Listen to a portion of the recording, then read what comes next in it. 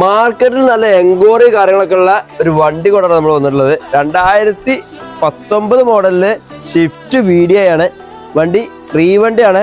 കർണാടക രജിസ്ട്രേഷനിൽ കേരളത്തോട്ട് മാറിയിട്ടുണ്ട്.